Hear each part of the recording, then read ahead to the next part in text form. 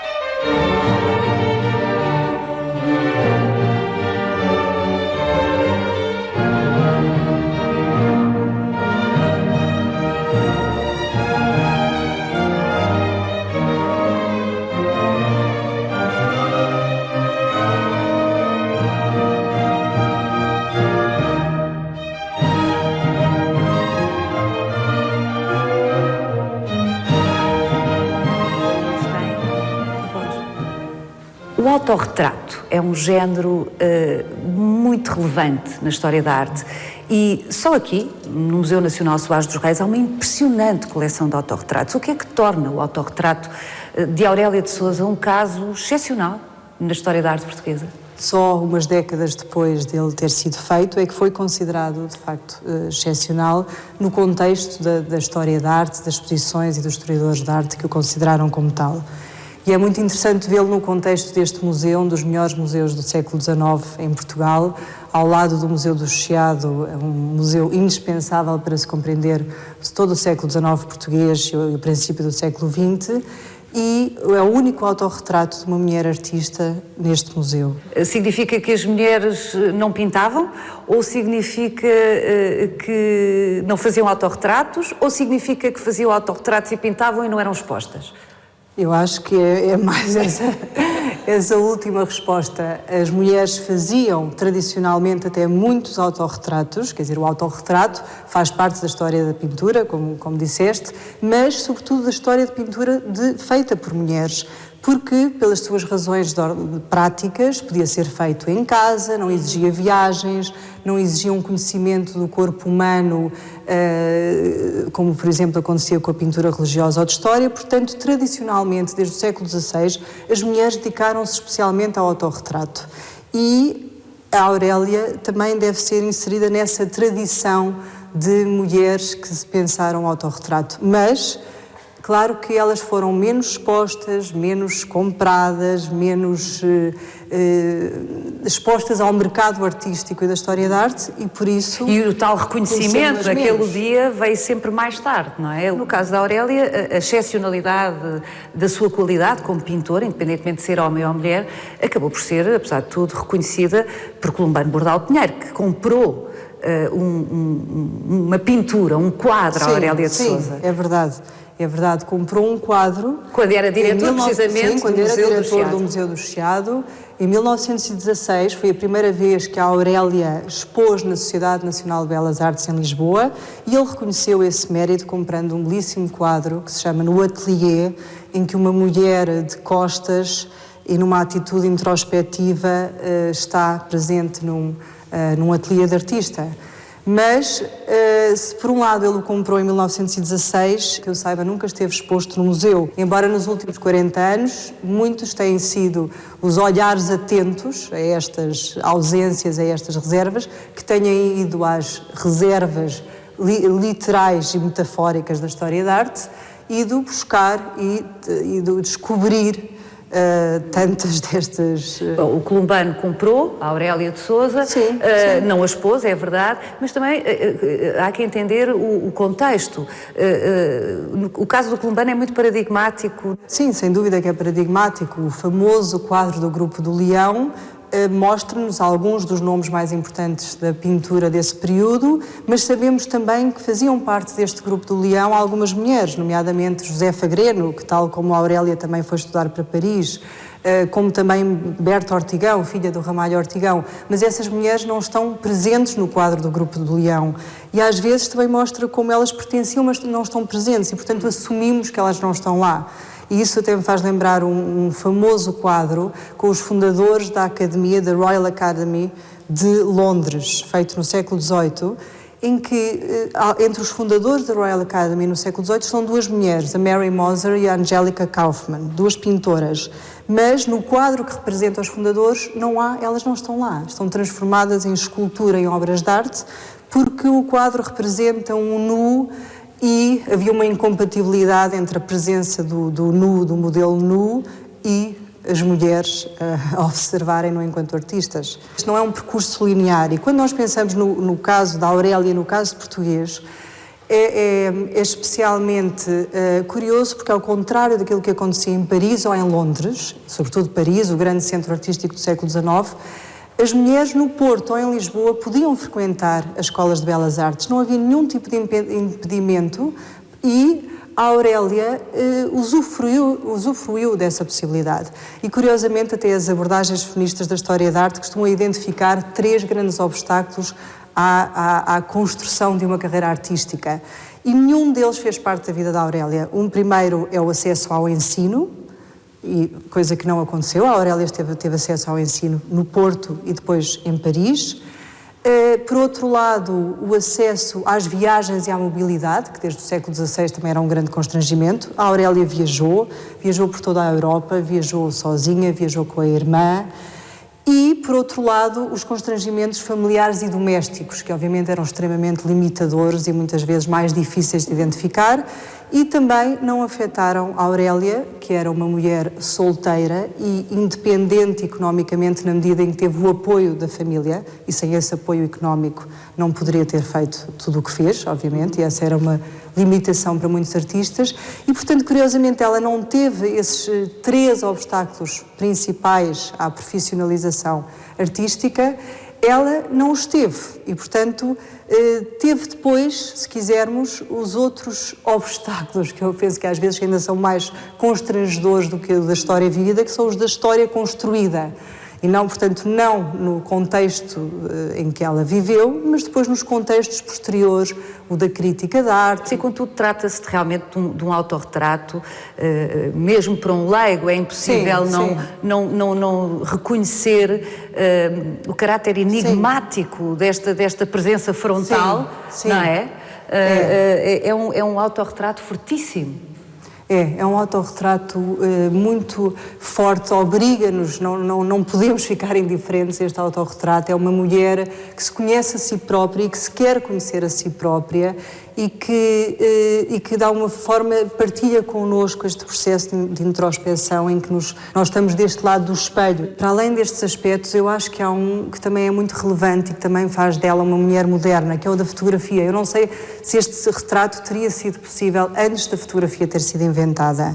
Portanto, toda esta frontalidade, este fragmento do real em que só vemos parte do corpo, esta centralidade no olhar, faz com que seja muito parecida com as experiências fotográficas deste período também. É interessante pensar como a fotografia no início imitou a pintura E depois, com o tempo, como contaminou a pintura, não é? De facto, as artes contaminam-se sempre, não é? E os registros, os diversos registros. E a Aurélia foi também uma fotógrafa. Apesar desse, para além da fotografia ser contemporânea da Aurélia, ela foi também uma fotógrafa. Sim, não é? ela foi uma fotógrafa e eu acho que esse também é um aspecto muito relevante, não só da sua vida, mas também da sua prática artística. E sem dúvida que é verdade, esse medo de a pintura vai desaparecer, dizia-se a sério e a brincar no século XIX. O Flaubert gozava com essa ideia de veio o daguerreotipo, vai destronar a pintura, mas claro que não foi isso que aconteceu. Houve uma enorme comunicação entre estes dois meios e até agora, ultimamente, se têm descoberto muitos artistas que trabalhavam com fotografia no século XIX e a Aurélia era uma delas. Ela tinha máquinas fotográficas, várias, ela fotografava, ela tinha laboratório em casa, e isto é extraordinário neste período, e portanto ela usava a fotografia não só no seu processo de construção pictórica, e há muitos retratos que faz sentido vê-los também ao lado das fotografias que ela própria fez, como parte do trabalho de preparação, como depois usava a fotografia como parte também da sua criatividade e produção artística. Sugiro agora que nos desloquemos até a uma casa-museu que existe aqui na cidade do Porto e que é menos conhecida do que merece ser conhecida, a Casa-Museu Marta Ortigão Sampaio, sobrinha da Aurélia de Sousa. A Aurélia de Sousa era tia de Marta Ortigão Sampaio, que tem um acervo interessante de pinturas da Aurélia de Sousa, nomeadamente um outro autorretrato, esse sim. Completamente, mais do que inquietante, desconcertante.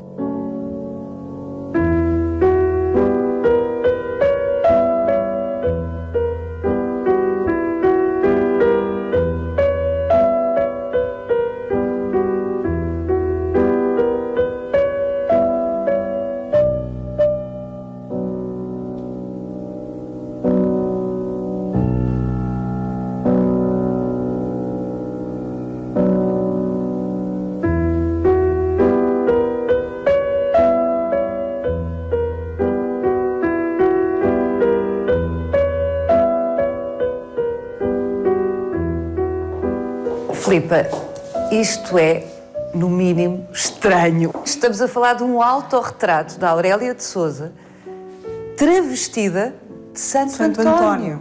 Princípio do século XX, a Aurélia de Sousa não costumava trabalhar nestas telas tão grandes e aqui ela está a trabalhar mais uma vez sobre si própria. É um autorretrato e ela não esconde que é um autorretrato, mas é um Santo António. Mas ela prefere usar-se a si própria em vez de usar um modelo masculino, um homem, para fazer de Santo António.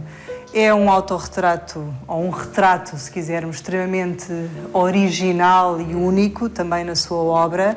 Esta mistura também, não só entre autorretrato e retrato, mas também entre homem e mulher, esta androginia dela própria, estas mãos que também existem, de desenhos destas mãos que ela fez, com certeza, para preparar este retrato. E como também existe um curiosíssimo autorretrato fotográfico. Portanto, ela, para chegar aqui, trabalhou muito também com fotografias de si própria. Portanto, ela fotografou-se vestida de Santo António, autorretratou-se como Santo António, fotografia, para depois produzir esta tela, esta pintura. Sim, já vestida, já mascarada, se quisermos, portanto, também nesta tradição de um retrato de aparato, em que há toda uma encenação. Ela nasceu no dia de Santo António. Sim, ela nasceu no dia de Santo António, mas isso não chega. Eu acho que ela é um ser contraditório nesta forma como se dá e não dá, a forma como ela pediu para o seu diário íntimo ser queimado antes de morrer, a forma como ela se expunha, mas nunca demais. Há uma carta muito curiosa que ela envia de Paris a dizer: eu estou a pensar concorrer a um concurso, mas como também sei que já vão concorrer homens, não sei se o farei. Portanto, se vale a pena sequer. Se vale a pena sequer. Outro dado biográfico curioso: ela foi convidada pelo escultor, reconhecido escultor portuense Teixeira Lopes, para ser presidente da Academia de Belas Artes do Porto. Portanto, isso é inédito, não é? É inédito mesmo, não só em termos portugueses. E só diz bem do Teixeira Lopes, aliás. Só diz bem do Teixeira Lopes, mas ela recusa. Portanto, há estes dados contraditórios na sua biografia de uma mulher emancipada, feminista. Era feminista? Era feminista, era republicana, coisa que não era necessariamente compatível com o seu contexto familiar. Mas, ao mesmo tempo, ela não é uma mulher, ela não é ativista, ela não se expõe demasiado e, portanto, há essa... É permanente ambiguidade. Ambiguidade, uma espécie de negociação com o que ela pode fazer, mas também o não ir longe demais, o não chegar ao ridículo, que era muitas vezes o medo a que todas as mulheres que se expunham demais expunham-se também a este ridículo, à condescendência, ao sarcasmo, nomeadamente a crítica de arte. Isso é muito comum, não só em Portugal, como em Paris ou em Londres. No século XIX há um enorme desenvolvimento da crítica de arte e há, perante também esta proliferação de mulheres artistas em toda a Europa e também nos Estados Unidos, uma necessidade de as classificar e, portanto, também a crítica de arte era extremamente malévola e irónica para com estas mulheres e misógina para com estas mulheres que se atreviam a entrar nesta esfera pública. Portanto, amadoras podiam ser, mas não demais. Mas é um ponto que o Camilo Castelo Branco tem uma frase muito curiosa, não em relação às artistas, mas em relação às escritoras, em que diz que ele critica os seus contemporâneos homens por se sentirem tão incomodados com esta proliferação de mulheres que escrevem. Portanto, ele tem esta consciência... É bom não esquecer que era casado com Ana Plácido, à época, uma mulher forte e com aspirações literárias. Aliás, foi por aí também que se entenderam e se apaixonaram. Sem dúvida. A Aurélia estudou em Paris. Paris era o centro artístico por excelência. Iam pessoas de todo o mundo, homens, mas também muitas mulheres, estudar em Paris. Mas ao ponto de, por exemplo, iam tantos americanos e também americanas, que é uma das irmãs da Louise May Alcott, a autora das famosas Mulherzinhas, escreveu um guia prático, bem à maneira americana, de como viver e como poder estudar em Paris. Portanto, uma espécie de guia para Erasmus do século XIX. E a Aurélia vai, como tantas outras, como mulheres vindas de Inglaterra, mas sobretudo de outros países que não tinham tantas tradições artísticas, da Polónia, da Ucrânia, e vai estudar não para a Escola de Belas Artes de Paris, embora, curiosamente, em 1897 é o primeiro ano em que a Escola de Belas Artes de Paris abre às mulheres. Até aí era proibido e a razão invocada é sempre a do nu, de que o nu fazia parte, a observação do modelo nu fazia parte do ensino artístico, mas as mulheres não podiam estar expostas a essa situação. Portanto, esta conotação sexual está sempre presente e esse era sempre o argumento para fechar as portas, coisa que não aconteceu em Portugal. Em Paris havia uma alternativa para os estrangeiros, porque não eram tão exigentes em relação à língua francesa, que era a Academia Julian. O Sr. Julian pôde enriquecer à custa desta moda parisiense, teve muitíssimos alunos e alunas e tornou-se muito conhecida a escola, ainda nos anos 80 do século XIX, quando uma ucraniana, que tem algumas semelhanças com a biografia da Aurélia, a Marie Bashkirtsev, uma ucraniana aristocrata, com 20 e poucos anos, vai estudar para Paris e escreve um diário sobre a sua experiência enquanto artista e enquanto mulher. E as suas frustrações enquanto mulher, que por um lado pode estudar arte, mas não pode ir sozinha ao Louvre pintar, pode ir a uma escola de belas artes e ter acesso a esse ensino artístico de qualidade, mas não pode passear por Paris e fazer a vida de flaneur como os outros pintores podiam fazer. E, portanto, ela escreve este diário... Flaneur deambulante. Deambulante, como o Baudelaire e não só descreveu esta ideia de que ser artista não é só poder pintar, é poder olhar, é poder viver, é poder ter a liberdade de viver os espaços. Total, claro. É poder ter experiência, e essa era uma das grandes questões, quer dizer, porque ser artista também pressupunha essa mobilidade. E a Marie, com uma extraordinária lucidez, com 20 e tal anos, fala sobre esses limites, essa liberdade. Como é que eu posso ser artista e ser mulher se não tenho a liberdade dos outros homens? E ela escreveu um diário que foi publicado, foi um enorme sucesso, foi logo traduzido para inglês, por exemplo, no século XIX. É possível até que a Aurélia conhecesse esse diário. e tornou muito conhecida esta academia, a Academia Julian, e aí as mulheres tinham acesso não só ao ensino igual ao dos homens, como aos mesmos critérios de avaliação. Concursos, prémios. Curiosamente, havia um concurso em que os estudantes não tinham identidade, portanto, eram avaliados sem saber, nomeadamente prova o seu cega, género. uma prova cega. E ela foi muito bem avaliada, também foi premiada neste contexto, e depois fez aquilo que também faziam muitos artistas. Ela viajou pela Europa não só enquanto esteve em Paris, depois ela começou por ir para Paris com o apoio da irmã mais velha, a Helena, com o apoio económico, fundamental, obviamente. Pouco depois, a irmã mais nova, também pintora, a Sofia de Sousa. Uma grande pintora de que não se fala muito, para não dizer. Já se fala pouco da Aurélia. Sim, a Sofia de Sousa, uma pintora à espera que alguém escreva um livro ou uma tese de doutoramento sobre ela, ou uma exposição, porque não?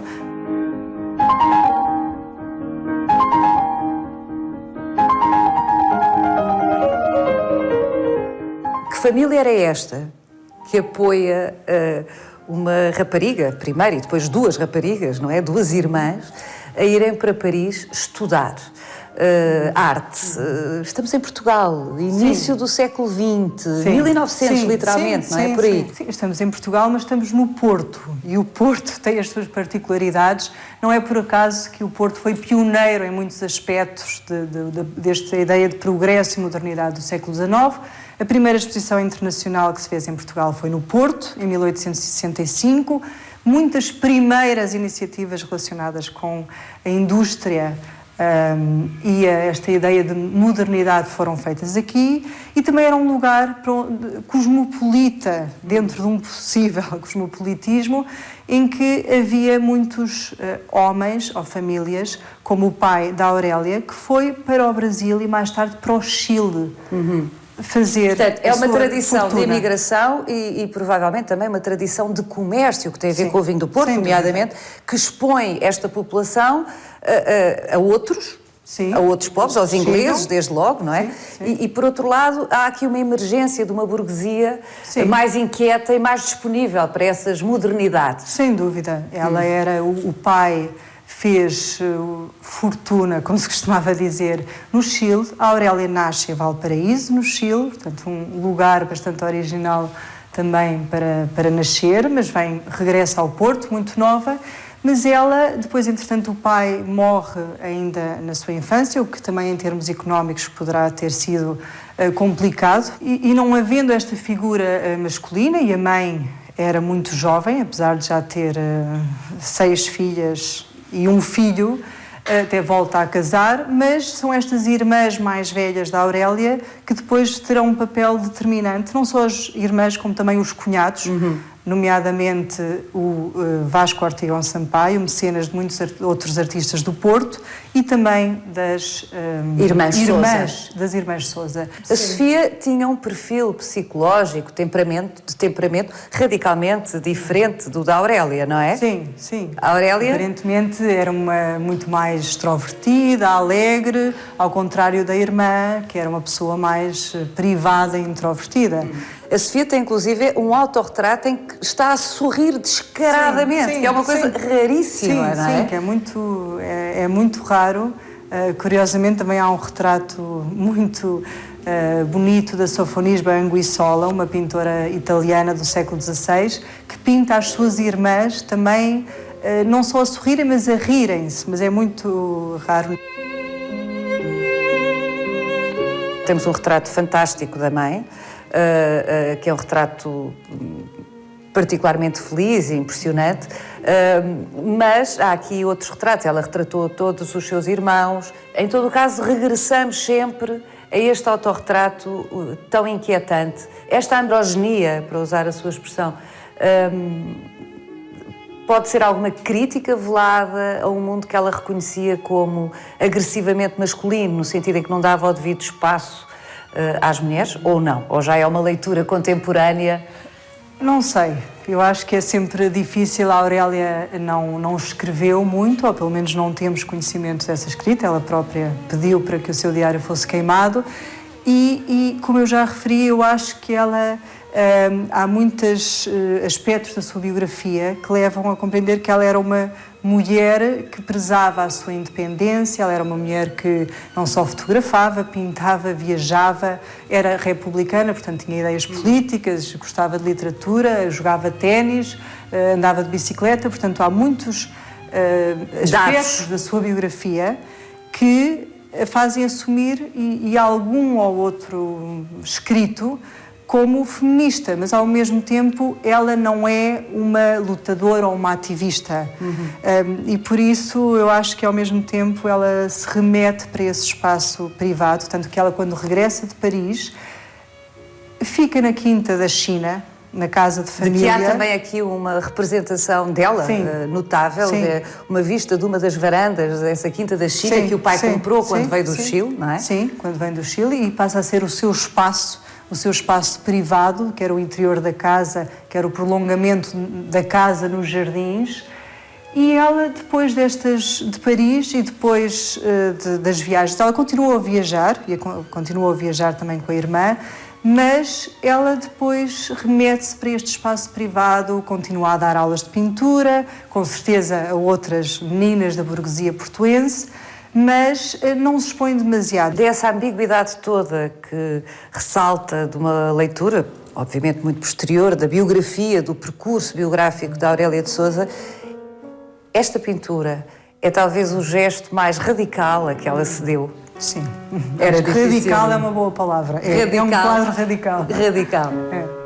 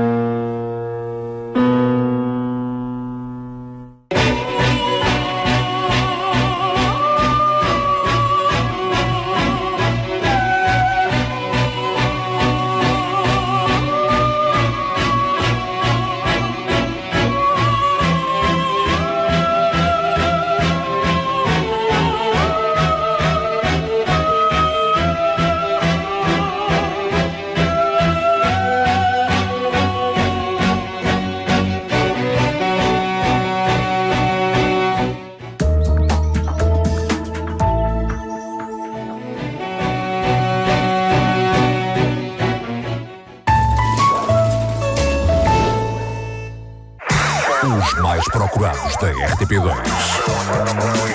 Reféns. Rockefeller 30. Californication. Sob suspeita. Mad Men.